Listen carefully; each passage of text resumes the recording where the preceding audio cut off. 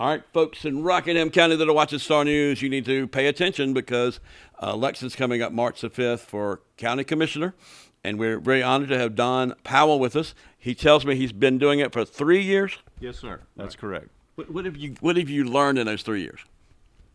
Well, I've learned a lot about how the government works and maybe don't work in some cases. Okay. So it has been a real education. People tend to think that we have unlimited authority and power to do whatever we want to do, and that's absolutely not the case. Okay. Tell me the biggest eye opener for you that you've seen as far as like government waste or things that you think I can't believe this. Well, I haven't seen government waste, not on the county level. Mm-hmm. We've managed to maintain a balanced budget for 14 years without any tax increases. Right. In this era of inflation, you certainly can understand there can't be much waste. How much reserve we got in Rockingham County? Now, I don't remember. I think it's about 20 million, okay. 22 million, something like that. Yeah. 23%. So, yeah. Okay. All right, but it's good. It's always good to have that reserve, isn't it? Well, it's more than we're required to have by law. Okay. But commission boards over the past few years have set those sites a little bit higher, and we've not changed that. Right. What have you heard from your constituents? What's their biggest concern? Well, I think the economy and jobs and growth are a big concern in Rockingham County. We need that. I know that there's a lot of people that would like to keep Rockingham County rural, and I would too. And there's still way yonder more rural land than there is anything else in our county. Mm-hmm. But I get calls from people that are concerned that their children are going to leave and go off to college and never come back because there's not jobs there for them in the fields of their education. Do you think it's a valid point? Well, I think it's a very valid point. Yeah. And also, since 2016, I have been an advocate for vocational education in our county. And I'm proud to say today that the school system and the college both have responded to that. And, we have a workforce development center that'll be opening sometime maybe the latter part of this year. But the school system has also taken an interest in that, and it's now become a national discussion because we need to provide a means for high school students who graduate without the ability or the desire to go to college. Mm-hmm. They need to be able to come out of high school with a skill that they can go into the workforce. Like plumbers and that kind of thing? Electricians and carpenters, right. Big fields. Right. And they don't rack up a bunch of debt to learn those skills, but they can come out and make a very livable wage and raise a family and support Rockingham County. So what have you done as a commissioner to try to get us in that direction? Well, so right after I got on the commission board, we started a committee called the Workforce Development Committee, and it was representatives from the college, from our economic development group, and from the high school. Yeah. And we got together and discussed ways that we could create pathways from the high school over to the college in the fields of vocational education, so that kids could go there and get a certificate if they wanted it. They did not have to get a degree, and they could go into workforce. For instance, like a welder, they could start in high school. They could go to college or to community college and get a certificate and come out and be making $19, $20, $21 an hour as a welder. Right. How about this? You've got this documentary coming up about child care and so forth.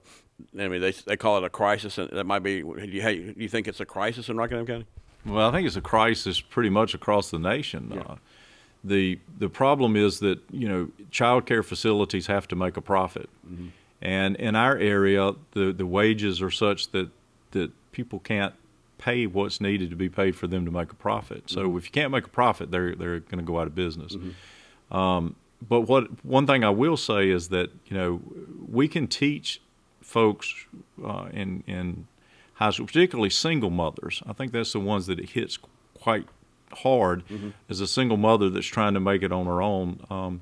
And so there are programs and things in high school that can be taught to them where they can work from home, doing vocational type stuff, from sewing or cooking or to marketing or those kind of things that they can do in front of a computer, that may save them the need to have the child care. Mm-hmm. But it certainly is a huge problem in the county and across the state. And so, But your solution is, hey, maybe let's go to this work at home component. well, I think that's just a part of it. That's not a solution to it, because there are people that have to go to jobs. My daughter and son-in-law, or they have to pay that. Now, they're fortunate to be able to do that. But I think that we've got to figure out a way to help people open and start daycare centers where they can make a profit and stay in business so that they can provide that service. And I understand that it's worse on the infants, because there's a lot of daycares that don't take infants. Mm-hmm. It's definitely a problem. All right. Let me ask you the best thing you got done during these 3 years, and the thing you need to work on. Well, I think one of the things that I'm pleased with is when I went on the commission board, it was right after COVID, and we had over 100 vacancies in our county. A lot of those were in emergency services and sheriff's department and Department of Social Services. That was a crisis, wasn't it? That was a terrible crisis. Yeah. I mean, we had an EMS director that was riding a truck. That's how bad it was.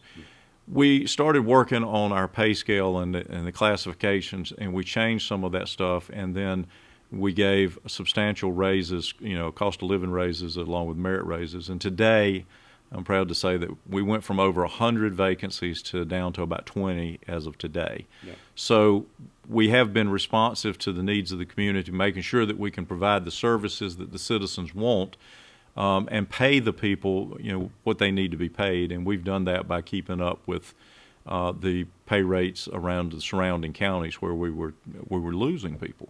Mm-hmm. So we're just about back up to fully staffed, and we made it through that, and that was a pretty tough time. What's something you need to work on?